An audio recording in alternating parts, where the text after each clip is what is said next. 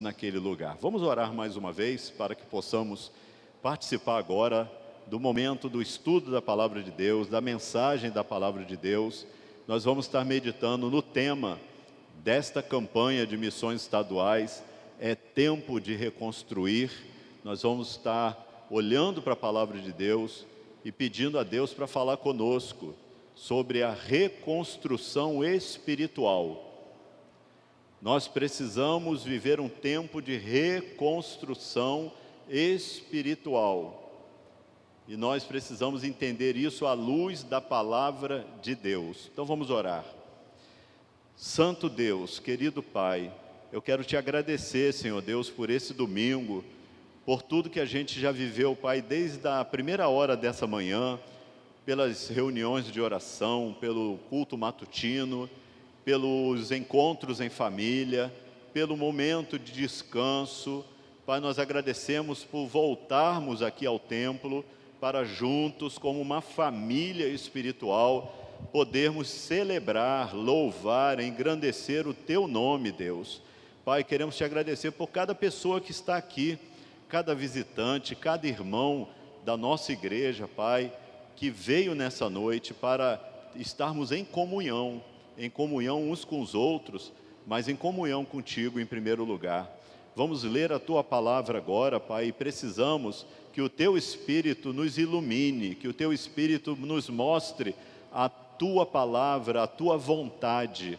Fala conosco, Pai, nós precisamos e Te pedimos no nome de Jesus. Amém. Abra a sua Bíblia no livro de Neemias, capítulo 8.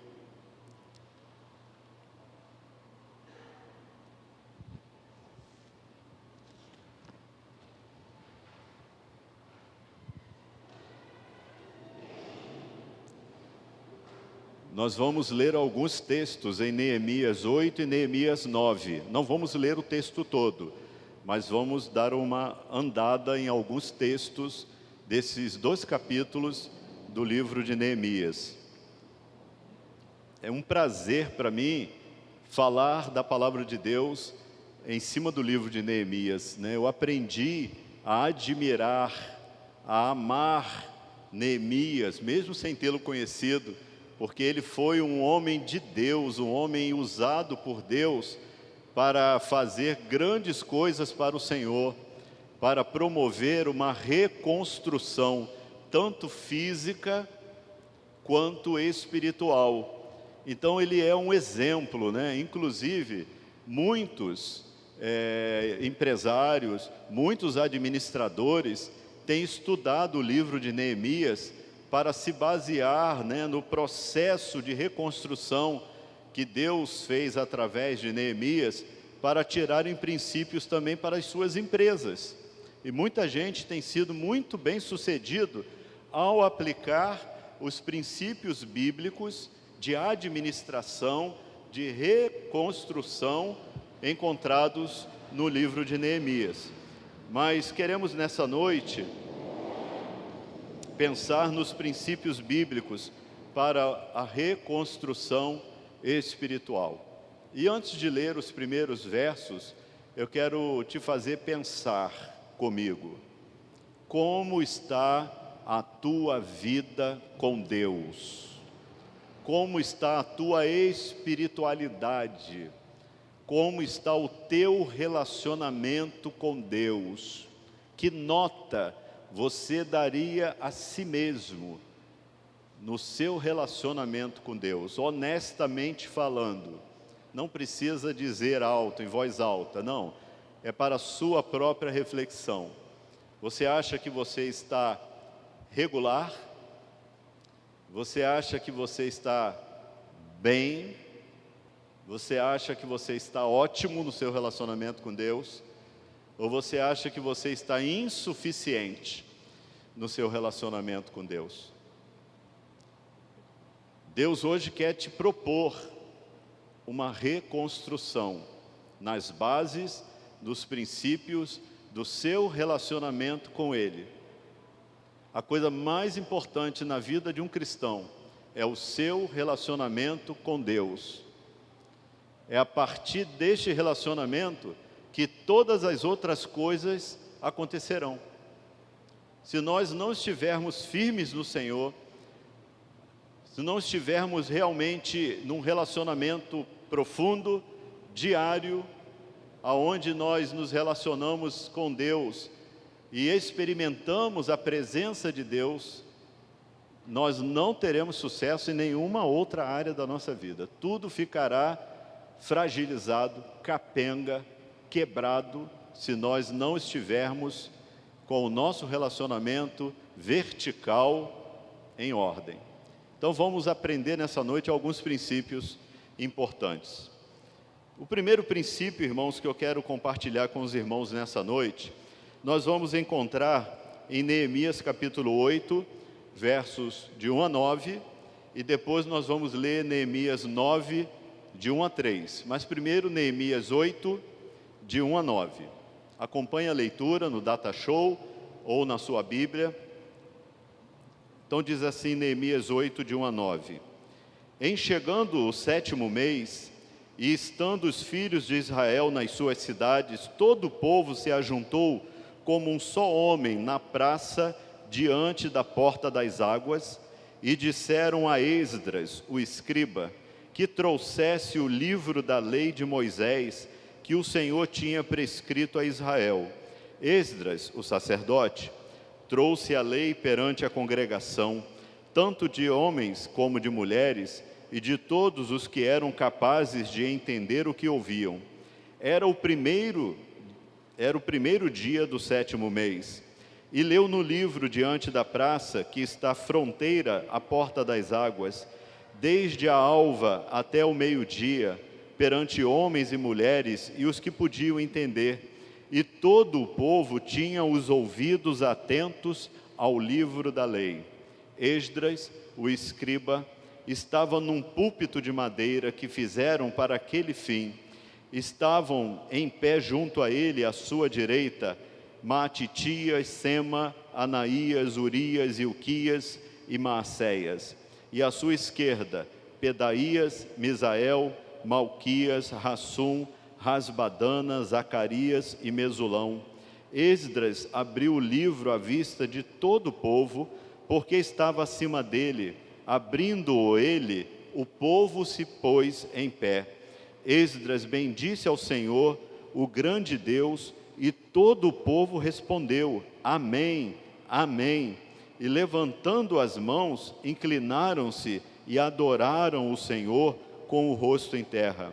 E Jesua, Bani, Serebias, Jamim, Acube, Sebataí, Rodias, Maazéias, Quelita, Azarias, Josabade, Anã, Pelaías e os levitas ensinavam o povo na lei, e o povo estava no seu lugar.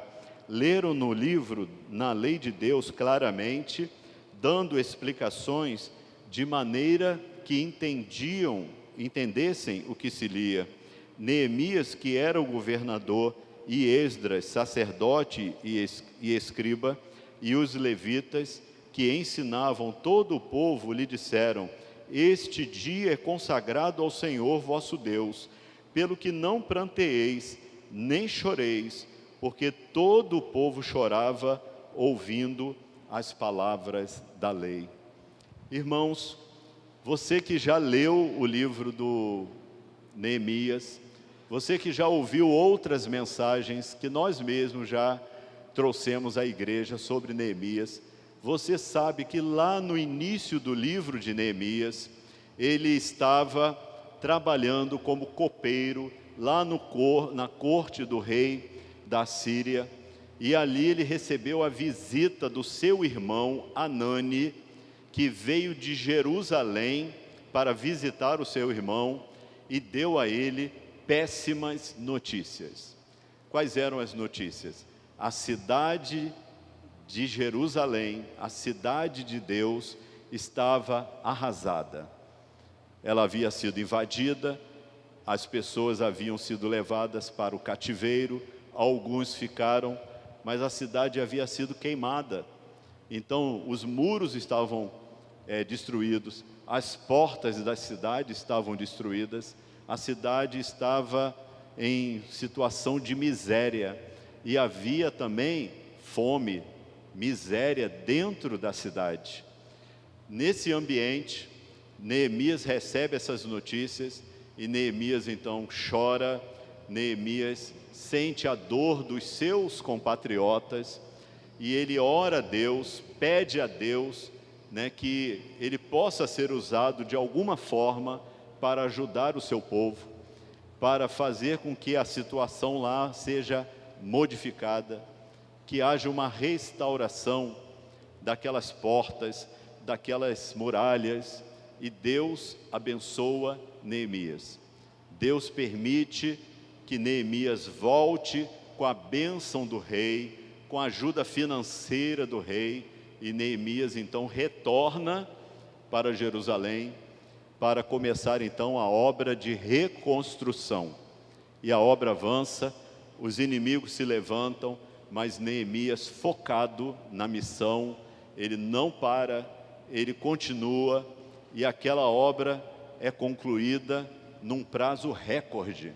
52 dias, Neemias consegue concluir, com a ajuda de Deus, com a bênção de Deus, a reconstrução dos muros. Primeira etapa estava cumprida, mas havia uma segunda reforma, havia uma obra mais importante ainda do que a primeira. Era preciso restaurar o culto, era preciso restaurar a adoração a Deus, era preciso restaurar o lugar de Deus na vida do povo. O povo havia se esfriado, o povo havia se afastado da comunhão com Deus.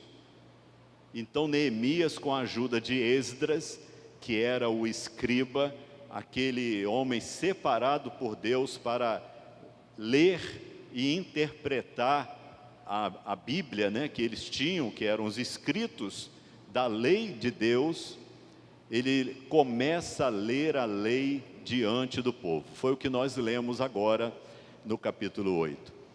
E o que acontece quando Esdras lê a Bíblia, a palavra de Deus diante do povo? E a figura, né, o cenário aqui, me faz lembrar um pouco da minha situação aqui, né?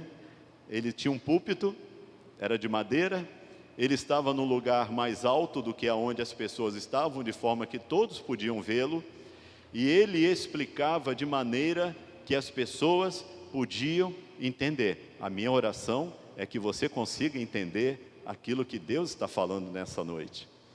Mas acontece algo, quando Neemias, Esdras começa a ensinar, pregar a palavra, o povo começa a chorar, o povo se comove, porque eles estavam longe da palavra de Deus, eles não estavam mais habituados a ler a palavra de Deus, eles viviam um tempo de esfriamento espiritual, e quando eles ouvem a palavra de Deus, eles não se contêm.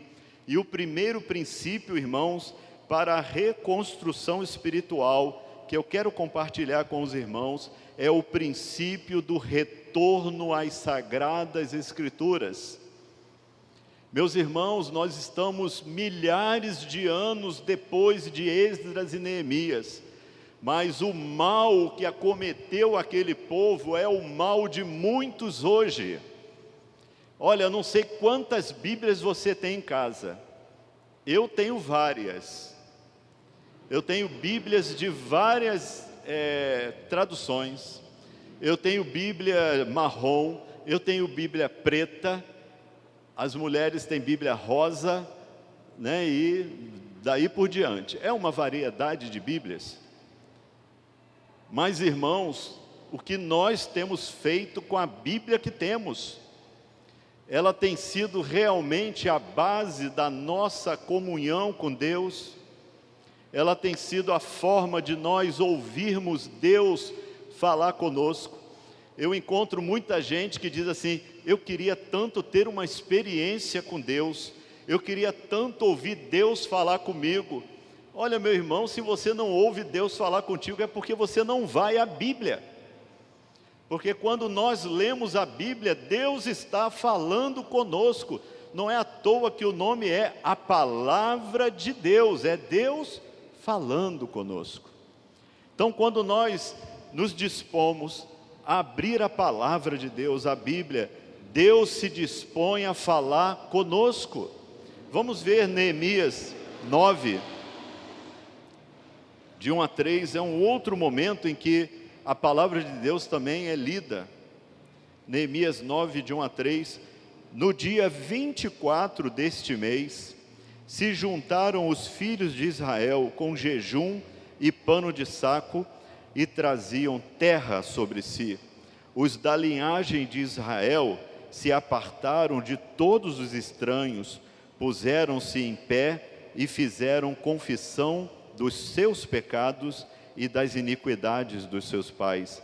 Levantando-se no lugar, leram o livro da lei do Senhor seu Deus, uma quarta parte do dia, em outra quarta parte dele fizeram confissão e adoraram o Senhor seu Deus. Outro dia, em outro momento, a mesma experiência, abriram a Bíblia e leram a Bíblia durante um período de 6 horas, uma quarta parte do dia. Está certa a conta? Uma quarta parte é isso aí? Beleza. Então, 6 horas lendo a Bíblia. Quanto tempo você aguenta ler a Bíblia? Quanto tempo você consegue ficar ouvindo Deus falar contigo? E eles estavam ali bebendo daquela palavra, e as outras 6 horas foi de culto, foi de adoração, foi de louvor, né? Foi de confissão. Então foram 12 horas de culto, uma vigília de 12 horas na palavra e na oração. O povo estava com sede de Deus, com sede da palavra de Deus. Meus irmãos, não há avivamento, não há renovo, não há reconstrução sem a palavra de Deus.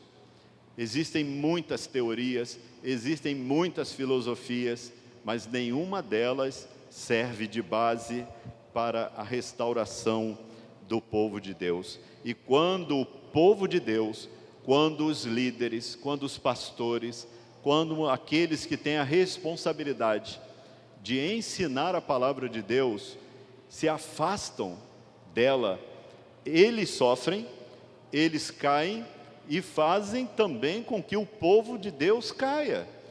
Peço aí ao Davi, ou ao Daniel, que está na multimídia, para colocar para a gente Oséias 4, verso 6, e peço que você leia, nós leiamos juntos, Oséias 4, verso 6, vamos juntos? O meu povo está sendo destruído, porque lhe falta o quê? O conhecimento.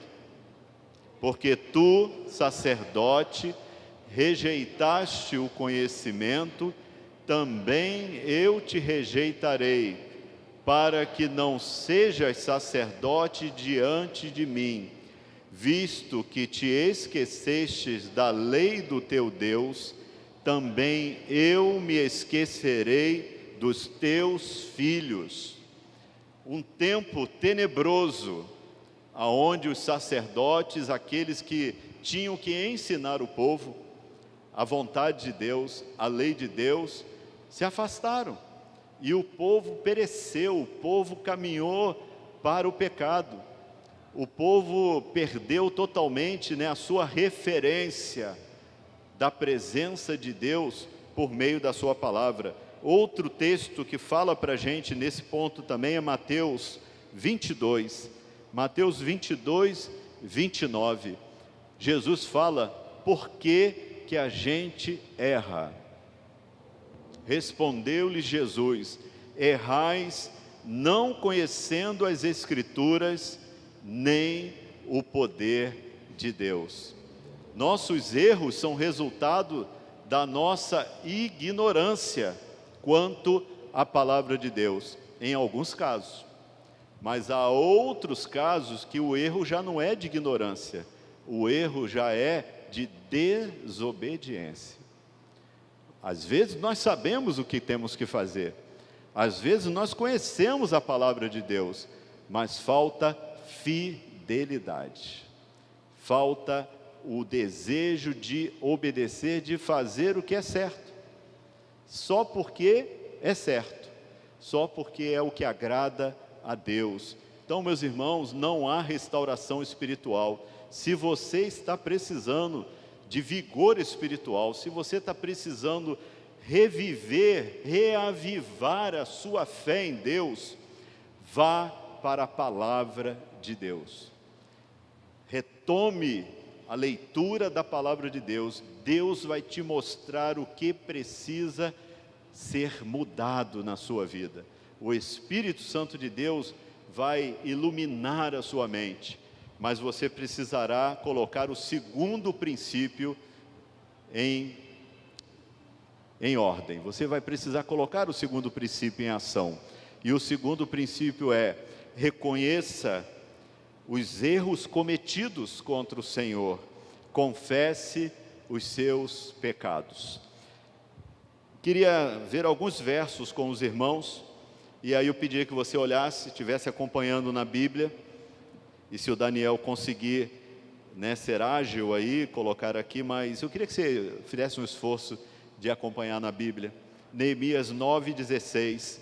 Neemias vai falar alguns erros que eram cometidos pelo povo e que tinham levado eles ao cativeiro, tinham levado eles àquele esfriamento espiritual, aquele sofrimento que eles estavam vivendo.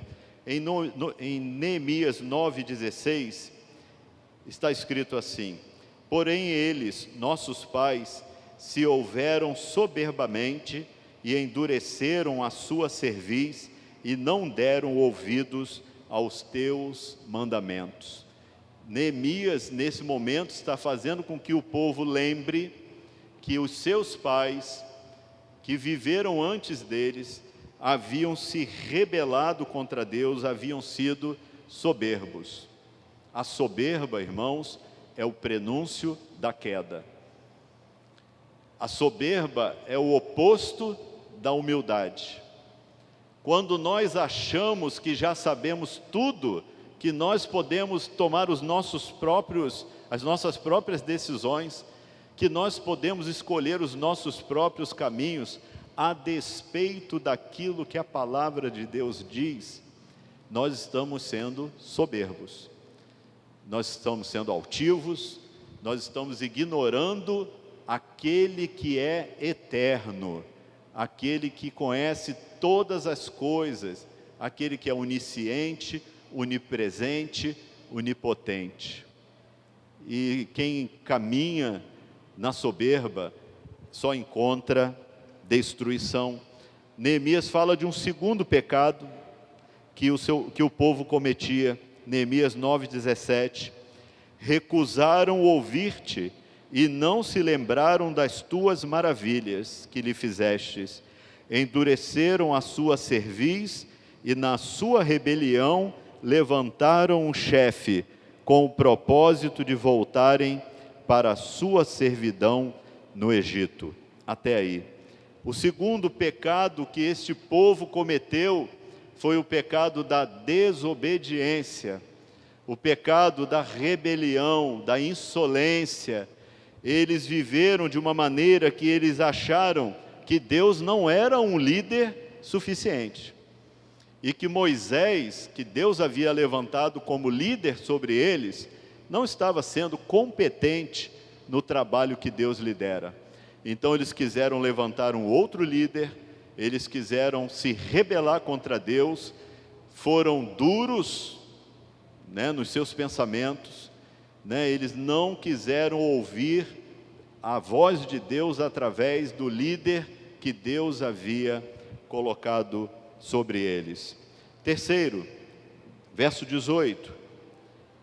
Ainda mesmo quando fizeram para si um bezerro de fundição e disseram: este é o teu Deus que te tirou do Egito, e cometeram grandes blasfêmias. Neemias está dizendo que aquele povo cometeu o pecado da idolatria. Eles quiseram relembrar lá a experiência que eles tinham tido no Egito, aonde eles viviam cercados por deuses, por imagens que representavam deuses. E então eles que viveram 400 anos no meio daquela cultura idólatra, eles estavam contaminados pela idolatria. E no primeiro momento em que Moisés se afasta dali, vai para o monte para ter um encontro com Deus, para receber as orientações de Deus, eles então erguem uma imagem, um bezerro de ouro para adorar. Deus tirou o povo do Egito, mas a idolatria veio dentro do coração daquele povo. Aí você pode dizer assim: pastor, nisso aí nós estamos tranquilos, porque nós não somos idólatras. Não há imagens, não tenho imagem em casa, eu não sou idólatra. Mas irmãos, nós idolatramos tantas outras coisas que não são imagens. Nós idolatramos pessoas, nós idolatramos filosofias, nós idolatramos ideologias, nós idolatramos políticos, nós idolatramos cantores, nós idolatramos filhos, nós idolatramos esposas, nós idolatramos maridos, nós idolatramos a nós mesmos, quando não queremos tirar do nosso pedestal o nosso ego, quando a gente não quer realmente ceder para Deus, quando a gente está naquele vale da decisão, e Deus está dizendo assim: faça isso, e nós dizemos assim: Deus, mas eu acho que é melhor eu fazer aquilo, eu estou acostumado, eu sei que vai dar certo. E aí nós decidimos seguir o nosso próprio ego, o nosso próprio eu. Aí depois quebramos a cara. E o pior é que alguns têm tanta vergonha depois que erram, que ao invés de voltarem para o Senhor, se arrependerem, pedirem a Deus, perdão e continuarem a caminhada, fazem aquele movimento de Adão e Eva no paraíso, que depois que pecaram, se esconderam da presença de Deus. Mas ainda há mais algum pecado que Neemias fala com o povo. Neemias 9:26. Ainda assim foram desobedientes e se revoltaram contra ti, viraram as costas à tua lei e mataram os teus profetas que protestavam contra eles, para os fazerem voltar para ti, e cometeram grandes blasfêmias. Este povo, irmãos, cometeu o pecado de não ouvir a voz de Deus, de não querer ouvir o que Deus tinha a dizer, de não se arrependerem dos seus pecados. Eles endureceram o coração para Deus, eles fecharam a porta do coração para o Espírito Santo de Deus. A Bíblia diz que é o Espírito Santo de Deus que nos convence do pecado, da justiça e do juízo de Deus. Nós não podemos sufocar o Espírito Santo de Deus dentro de nós. Nós precisamos ser sensíveis ao pecado. Jesus falou que bem-aventurados são aqueles que choram, aqueles que são sensíveis, aqueles que não vivem no pecado e tratam o pecado como uma coisa normal, como algo banal, como algo normal. O pecado precisa nos incomodar, o pecado precisa nos constranger. Nós não podemos nos aliar ao pecado e viver no pecado. Todos nós somos pecadores, todos nós estamos sujeitos a pecar, todos nós cometemos pecado, mas a palavra de Deus diz que aquele que reconhece que pecou, que confessa os seus pecados, pode contar com Jesus, porque Ele é fiel e justo para nos perdoar os pecados e nos purificar de toda a injustiça.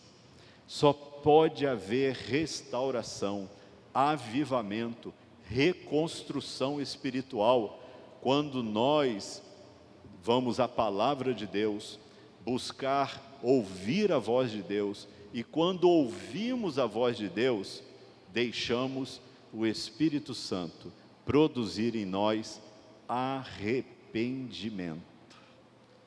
Porque se não houver arrependimento, não há salvação. A salvação é um presente de Deus. Efésios 2, versos 8 e 9 diz que nós somos salvos mediante a fé, pela graça de Deus.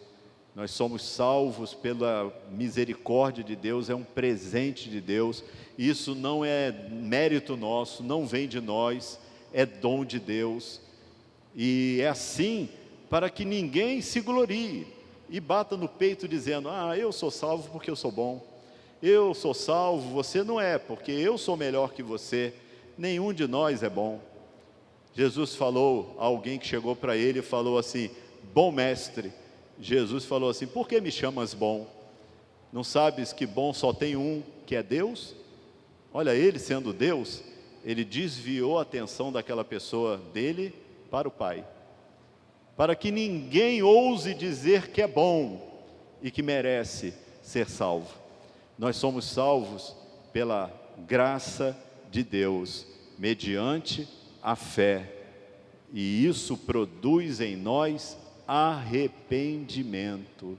E quando há arrependimento, há confissão, ocorre salvação. E na vida do crente, quando há confissão, ocorre restauração. O Senhor nos purifica e nos prepara para continuar caminhando com Ele. Neemias, ele foi um homem extremamente usado por Deus, porque primeiro ele experimentou isso na vida dele. Quando Neemias estava orando, você vai encontrar isso lá no capítulo 1, no capítulo 2 de Neemias. Neemias, antes de ir falar com o rei, antes de apresentar os planos de reconstrução para Jerusalém, Neemias orou confessando os seus pecados, os pecados do seu povo diante de Deus, porque ele sabia que para fazer alguma coisa para Deus, ele precisava estar em perfeita comunhão com Ele. Nós temos querido servir a Deus, queremos que Deus nos use nos seus projetos, queremos que essa igreja seja uma porta aberta para as crianças, os adolescentes, os adultos aqui do nosso bairro. Precisamos purificar nossas mãos, precisamos confessar os nossos pecados, precisamos ter comunhão com Deus através da sua palavra, precisamos buscar o nosso relacionamento com Deus, precisamos nos aprofundar no nosso relacionamento com Deus, porque certamente Ele vai te usar, Ele vai nos usar. A obra de Deus, a obra que Jesus veio fazer nesse mundo, foi de restaurar, de transformar, de fazer com que as pessoas voltem para Deus, voltem para o Pai. O ser humano se afastou de Deus quando pecou. Nós todos nascemos afastados de Deus. E a religião, ela não consegue nos ligar a Deus. A igreja, ela não consegue nos ligar a Deus.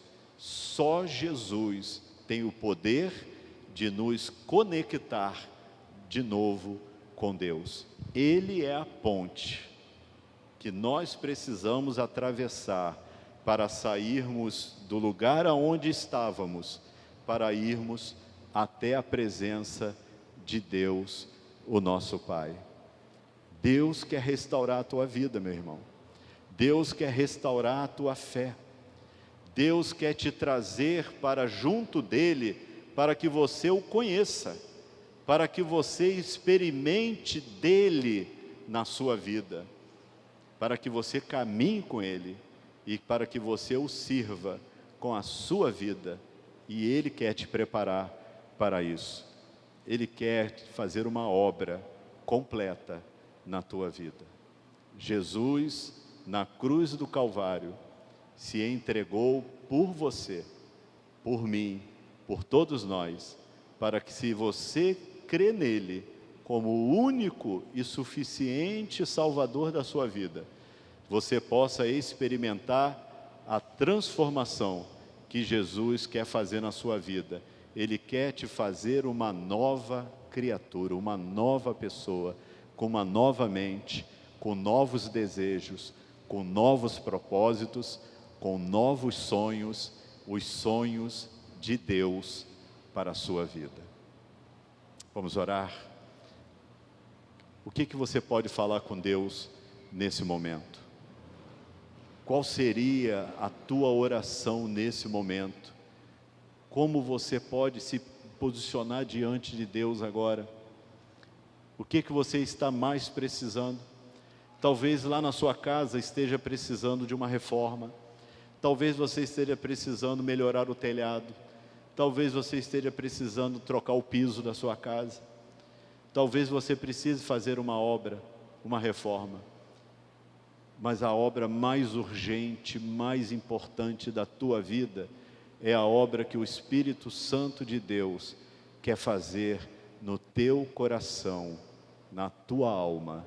Ele quer te transformar de dentro para fora e te dar um relacionamento vivo, íntimo com Deus, o seu Pai. E Ele é a porta de entrada para Deus. Ele é o caminho para o Pai. Ele é a verdade que você precisa para guiar a tua vida. Vamos orar? Baixa a sua cabeça, fale com Deus. Eu quero orar por você, meu irmão, para que você perceba Deus trabalhando na sua vida. Eu tenho certeza que a obra de Deus, ela não está começando agora, que Deus já está trabalhando em você. Desde o dia que você aceitou Jesus, você se tornou um canteiro de obras de Deus. Você se tornou uma pessoa onde Deus começou a restaurar os teus desejos, os teus sonhos, os teus sentimentos. Deus começou a fazer algo, mas talvez você não esteja percebendo Deus trabalhando. Talvez você esteja tão preocupado, tão ocupado com as coisas ao teu redor, com as crises, com as lutas, com as dificuldades, que você não esteja ouvindo o martelo de Deus batendo, o serrote de Deus serrando, o formão de Deus moldando, as mãos de Deus trabalhando o teu barro, a tua vida, para fazer um vaso novo, porque você está tão ligado nesse mundo, você perdeu o foco, você parou de olhar para Jesus e começou a perceber o vento, como Pedro quando caminhava naquele mar. Estava tudo bem, ele olhava para Jesus, estava tudo bem, ele andava sobre o mar, mas quando ele sentiu o vento bater no seu rosto, e olhou para o lado, olhou para as ondas, ele olhou para as circunstâncias, Pedro começou a afundar, porque nós não podemos tirar os olhos de Jesus. É Ele que nos sustenta, é Ele que nos segura, é Ele que nos mantém. Não devemos temer o homem, porque o homem não pode atingir a nossa alma. Não devemos temer as potestades, as forças espirituais, porque nós somos do Senhor Jesus. Ele guarda a nossa vida em suas mãos. Mas se você não entregou a sua vida a Jesus, você precisa temer, você precisa realmente se preocupar, e você precisa hoje tomar a decisão mais importante da tua vida: largar o controle, abandonar o leme e entregar o curso da tua vida a Jesus. Você não veio aqui por acaso nessa noite. Jesus queria falar com você hoje, que Ele tem uma obra para realizar na sua vida. Ele tem uma salvação para te dar e uma obra de restauração para realizar na sua vida. Você deseja que Jesus faça isso na sua vida? Você quer convidar Jesus para mudar você totalmente, de dentro para fora, na sua mente, no seu coração, te dando razão de viver, foco, objetivo, esperança, certeza da vida eterna? Você quer isso para você? Está à tua disposição hoje. Jesus te chama e te convida nessa noite. Vamos orar. Pai, nós queremos te louvar, nós queremos engrandecer o teu nome, porque o Senhor é um Deus que nos ama, o Senhor é o Deus que não nos abandonou, Pai, quando nós erramos, quando nós viramos as costas para o Senhor, quando nós endurecemos, Pai, a nossa cerviz, quando nós, Pai, não fomos gratos, quando nós andamos por caminhos tortos, quando nós fizemos aquilo que só agradava o nosso coração, o Senhor não desistiu de nós, Pai. O Senhor nos amou com amor eterno e nos atraiu com cordas de misericórdia e nos trouxe para a tua presença através de Jesus, o teu Filho. Ó Deus, eu sei que há pessoas aqui nessa noite que precisam experimentar um avivamento espiritual, precisam, Pai, experimentar, Senhor Deus, aquele fogo do Espírito que ardeu no coração no dia em que entregaram-se a Jesus. E eu te peço, Pai, que o Senhor faça essa obra, Deus, de avivar, de trazer vida, Deus, de reacender, Senhor Deus, a chama, Deus, que estava apagando. Ó Deus, restaura. Mas eu sei que há pessoas nessa noite, Pai, que ainda não tiveram um encontro salvador com Jesus. Pessoas, Deus, que estão seguindo, Senhor Deus, talvez alguma ideia própria, alguma ideia ensinada, algum caminho, Deus, que não tem conduzido essa pessoa ao Senhor. Por isso o seu coração está, Senhor Deus, ainda com um vazio. Mas nós cremos que o Senhor é a resposta para a nossa dúvida, que o Senhor é aquela força, Deus, é aquela presença que vai preencher o vazio da alma do homem. Ó Deus, faz a tua obra nesta noite, é o que nós te pedimos no nome de Jesus, amém e amém.